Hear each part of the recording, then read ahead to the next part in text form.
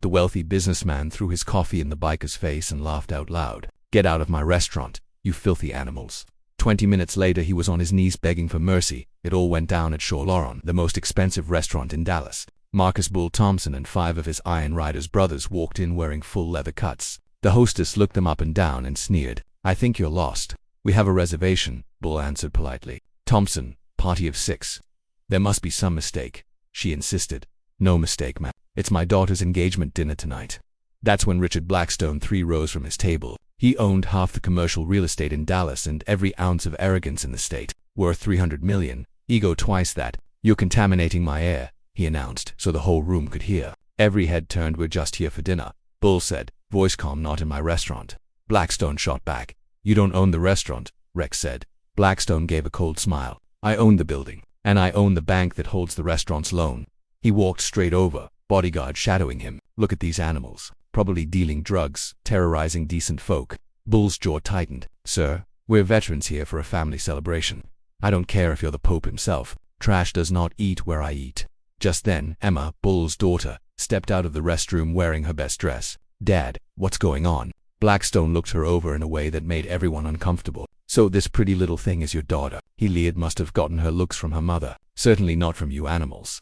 "Don't talk to my daughter like that," Bull warned, voice lower. "What?" Blackstone challenged. "You'll beat me up. Go ahead, prove you're exactly the animal I say you are." He picked up his coffee and threw it straight into Bull's face. Scalding liquid ran down the beard, soaked into the vest whose patches told stories of war and brotherhood. "There," Blackstone said with satisfaction. "I just improved your smell." The entire restaurant held its breath, waiting for blood. Bull wiped his face slowly and smiled. "Cold and dangerous. Rex, make the call." Rex pulled out his phone. 10 minutes later, the street outside filled with the thunder of 200 motorcycles. They didn't storm in. They simply surrounded the building and revved their engines in perfect unison until the crystal glasses on the tables vibrated and the windows shook. Blackstone was still laughing. "You think I'm scared of a bunch of motorcycles?" Bull held up his own phone, recording lights still on. "You just assaulted a decorated veteran on camera, Mr. Blackstone." "So what?" "So we know exactly who you are. Richard Blackstone III, 4827 Mockingbird Lane, Highland Park. Wife Patricia, son Richard Jr. at Yale, daughter Sarah at boarding school in Connecticut." Blackstone's smirk flickered. "Are you threatening my family?" "No, sir," Bull said evenly. "We don't hurt innocents. But right now 50,000 people are watching this live. Every motorcycle club in America just saw what you did. Code Black is out." Blackstone's phone began ringing nonstop. Channel 7, Dallas Morning News, his wife, his country club, every business partner he had. "Make it stop," he shouted. "Can't stop the internet," Bull said simply.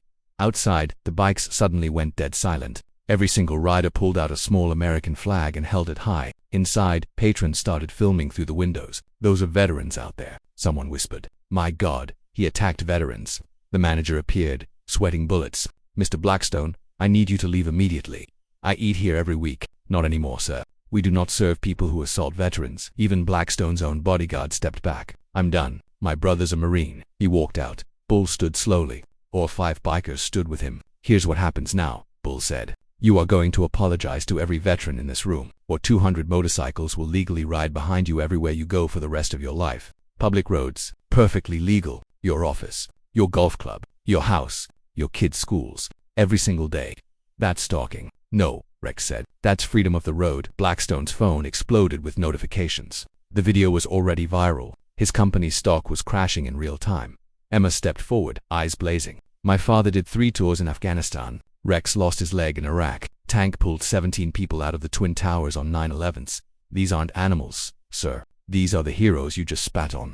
Then, one by one, regular customers stood up. An elderly man, Korea, a woman in a suit, Desert Storm, another Vietnam. Soon half the restaurant was standing veterans and their families, all silent, all staring at Blackstone.